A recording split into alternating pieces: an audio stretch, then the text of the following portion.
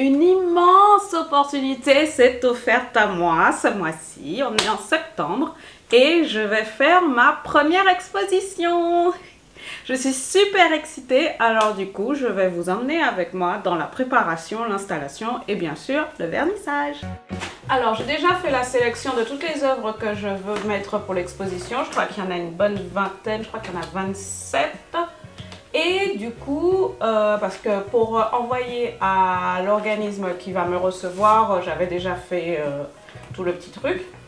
Donc maintenant, les toiles sont là. Comme vous savez, j'aime bien utiliser le carton entoilé parce que économiquement c'est pratique et ça reste quand même joli à voir. Mais pour une exposition, je ne vais pas juste le présenter comme ça.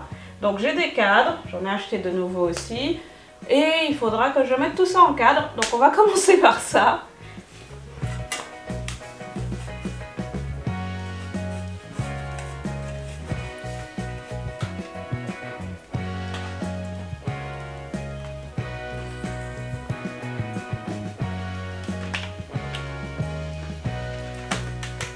Pour tout vous dire, j'avais envoyé ma candidature pour une exposition, je crois, en janvier ou février, quelque chose comme ça. Et ils m'ont répondu en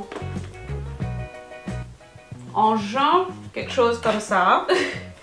Et du coup, ils m'ont demandé de faire la proposition, ce que j'ai fait, enfin juin-juillet. Et ce n'est que début septembre que j'ai eu la réponse que oui, l'exposition va commencer, je crois que c'est le 2 septembre. J'ai eu la proposition de oui, l'exposition va commencer le 15. Donc, be ready. Donc moi, je n'ai pas eu le temps de commander les cadres pour cela. Donc, c'est pour ça qu'ils sont plus grands. Mais c'est pas grave, parce que ça ajoute un petit quelque chose. Comme c'est ma première exposition, je pense qu'il y a plein de choses que je ne sais pas encore. Du coup, c'est pour ça que je fais un petit peu les choses un peu à la dernière minute. Parce que j'aurais peut-être dû préparer tout ça avant. Je n'en ai aucune idée. Mais bon, c'est pas grave. Ce sera bien quand même. Je croise les doigts.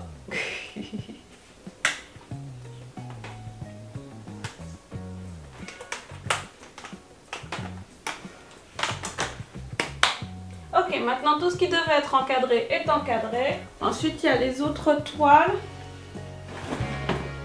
Celles qui sont déjà sur châssis.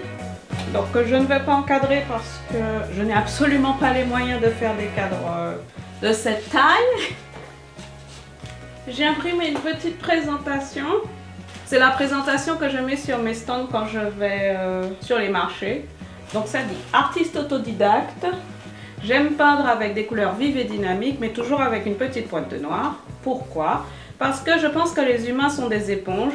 On aspire tout ce qui nous entoure et souvent on se blesse. On est rempli de cicatrices, pourtant la vie reste la même.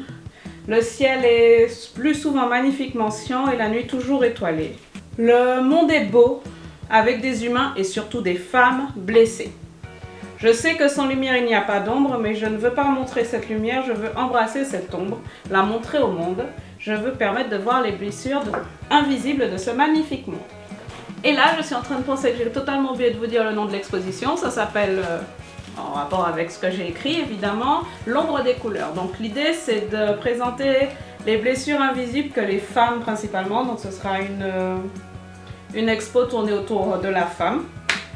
Et donc les blessures invisibles que les femmes ont, malgré la beauté du monde qui les entoure. Voilà! Ensuite, chose très importante à faire, c'est préparer les certificats d'authenticité. Je les avais déjà imprimés pour la plupart des toiles, mais toutes celles de la sélection sont déjà imprimées, donc il faut juste que je les retrouve dans tout ça. Heureusement pour moi, je les ai rangés par ordre alphabétique, donc ça devrait aller.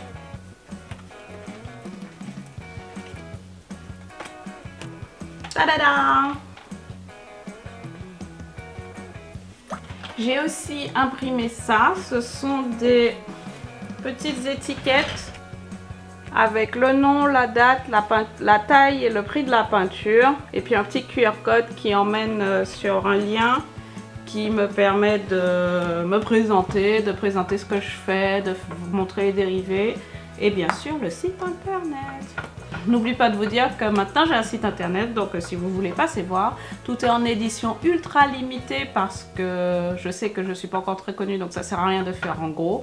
Mais s'il y a quelque chose qui vous intéresse, n'hésitez surtout pas. Ok, tout ça c'est prêt.